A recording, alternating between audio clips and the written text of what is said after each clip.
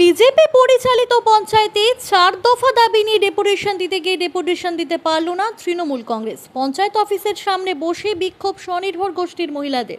আগামী দিনে বৃহত্তর আন্দোলনের হুঁশিয়ারি তৃণমূল কংগ্রেসের। পাল্টা তৃণমূলকে কটাক্ষ বিজেপির।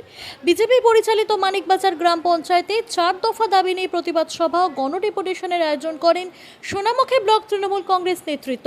তৃণমূল কংগ্রেস নেতৃত্বরা স্বনির্ভর গোষ্ঠীর মহিলাদের নিয়ে এদিন একটি মিছিল করে পঞ্চায়েত অফিসের সামনে জমায়েত হন এবং সেখানেই তাদের দাবি দেওয়া সম্মিলিত মাইকের মাধ্যমে বক্তব্য রাখেন। যদিও পঞ্চায়েত প্রধান উপস্থিত না থাকায় পঞ্চায়েতে তাদের দাবি দেওয়া সম্মিলিত কোনো স্মারকলিপি জমাই করতে পারলেন না তৃণমূলের নেতৃত্বরা। উল্লেখ্য, এই মানিকবাজার পঞ্চায়েতের অন্তর্গত স্বনির্ভর গোষ্ঠীর টাকা নয় ছড়ার অভিযোগ উঠেছিল গত কয়েক বছর আগে। এই নিয়ে এলাকায় বিক্ষোভ দেখিয়েছিলেন স্বনির্ভর গোষ্ঠীর মহিলারা।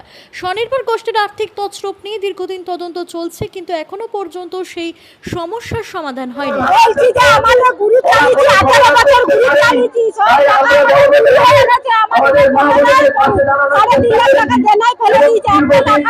দফা দাবিতে আমরা আজকে ডেপুটেশন করেছিলাম। দাবিগুলো আপনাদেরকে বলেছি যে গোষ্ঠীর মেয়েদের যেমন সমস্যা আছে, আমাদের 100 দিনের কাজের দাবি নিয়ে এবং বাংলাভাষী মানুষদের উপর বিজেপি শাসিত রাজ্যগুলিতে যে অত্যাচার হচ্ছে তার বন্ধের দাবি জানিয়েছি, 100 দিনের কাজের দাবি জানিয়েছি এবং আবাসের ঘরের টাকা কেন্দ্র যে দীর্ঘদিন বন্ধ রেখেছে অবিলম্বে তা দেওয়ার জন্য আমাদের দাবি ছিল। বাজার পঞ্চায়েতে আজ ডেপুটেশন দিয়েছে তৃণমূল কংগ্রেস। ডেপুটেশনের বিষয় কি ছিল?